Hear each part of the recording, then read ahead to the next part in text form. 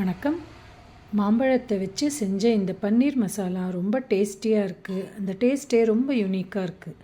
இது ஒரு ரெஸ்டாரண்ட்டில் நாங்கள் சாப்பிட்ருந்தோம். ஸோ இதை ட்ரை பண்ணலான்னு சொல்லிட்டு பண்ணினேன். ரொம்ப சூப்பராக வந்திருக்கு. ஸோ இது எப்படி செய்கிறதுங்கிறத பார்க்கலாம். இதுக்கான இன்க்ரீடியன்ட்ஸ் என்னங்கிறத பார்க்கலாம். பன்னீர் ஒரு 200 கிராம்ஸ் எடுத்துட்டுருக்கேன். நல்ல பழுத்த மாம்பழம் ஒரு பெரிய சைஸ் மாம்பழம். இப்போ ஒரு கடாயில் 1.5 டீஸ்பூன் அளவுக்கு நெய்யை விட்டுட்டு அதில் ஒரு 2 மீடியம் சைஸ் அளவுக்கு வெங்காயத்தை நம்ம ரேண்டமாக கட் பண்ணி அதில் வதக்கிடலாம். அதோட 4லேருந்து 5 பச்சை மிளகா, 2 பல்லு பூண்டு போட்டு ஜஸ்ட் ஒரு 1 மினிட் வரைக்கும் நம்ம அதை சாட்டே பண்ணிடலாம்.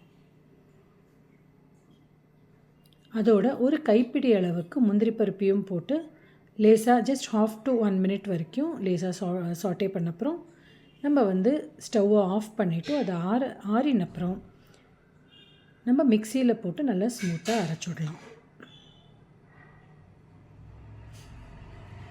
அரைச்சப்புறம் சேம் கடாயில் 1 டீஸ்பூன் அளவுக்கு நம்ம நெய்யை விட்டுடலாம். நெய்யை விட்டுட்டோம் அதில் நம்ம அரைச்சி வச்ச பேஸ்ட்டை போட்டுடலாம். நம்ம பேஸ்ட்டை அதில் போட்டுவிட்டோம். மிக்ஸி ஜாரை ஜஸ்ட் நல்லா தண்ணி ஒரு 1/2 to 1 டம்ளர் தண்ணி விட்டு வாஷ் பண்ணி ஜஸ்ட் ரெடி பண்ணி வச்சுக்கலாம். பேஸ்ட்டை 1 நிமிஷம் வரைக்கும் கொஞ்சம் வதக்கிடலாம்.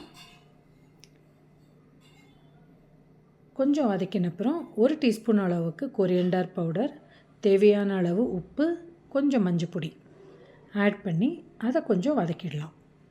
அது ஒரு 1 மினிட் வரைக்கும் இந்த மாதிரி வதக்கட்டும். கொஞ்சம் திக்னஸ் வரும். அதுக்குள்ளே நம்ம எடுத்து வச்சுட்ட மாம்பழத்தை நல்லா பேஸ்ட்டாக அரைச்சி ரெடி பண்ணி வச்சுக்கலாம். பார்த்தீங்கன்னா இந்த மசாலா கொஞ்சம் திக்காக ஆரம்பிச்சுடுத்தோம். ஸோ இந்த டைமில் கொஞ்சம் கரம் மசாலா ஆட் பண்ணிட்டோம். நம்ம அரைச்சி வச்ச மாம்பழம் பேஸ்ட்டை இதில் ஆட் பண்ணிடலாம். ஸோ அதே மாதிரி இந்த மிக்ஸி ஜார்லேயும் கொஞ்சம் தண்ணியை விட்டுவிட்டோம். நம்ம அந்த ஒட்டின் இருக்கு இல்லையா, அதெல்லாம் ரெடி பண்ணி வச்சுக்கலாம். ஸோ மாம்பழம் பேஸ்ட் போட்டுட்டும் 1 மினிட் வரைக்கும் வதக்கினா போகிறோம். இப்போ நம்ம மிக்ஸி ஜாரில் நம்ம வச்சுருந்தோம் இல்லையா, அந்த தண்ணியெல்லாம் இதில் ஆட் பண்ணிடலாம். ஸோ நம்மளுக்கு எந்த அளவுக்கு கன்சிஸ்டன்சி வேணுமோ, ரொம்ப லைட்டாக தண்ணியாக வேணும்னாலும் அப்படியும் வச்சுக்கலாம். இப்போ ஸ்லைட்டாக பன்னீர் கொஞ்சம் கீழே ஃப்ரை பண்ண பன்னீரை இதோட ஆட் பண்ணி 1 நிமிஷம் வரைக்கும் கொதிக்க வச்சுட்டோம். அதோட நம்ம கசூரி மெந்தியை நல்லா க்ரஷ் பண்ணி போட்டுடலாம்.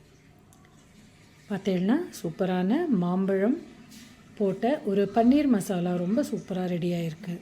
இது ரொம்ப யூனிக் டேஸ்ட்டாக இருந்தது. ஸோ நம்ம சர்வ் பண்ணும்போது கொஞ்சம் மாம்பழம் பீசஸை மேலாக போட்டு சர்வ் பண்ணால் இன்னும் ரொம்ப டேஸ்ட்டாக இருக்கும். ஸோ இது எல்லோரும் செஞ்சு பாருங்க. நம்ம நெக்ஸ்ட் வீடியோவில் மீட் பண்ணலாம். தேங்க்யூ.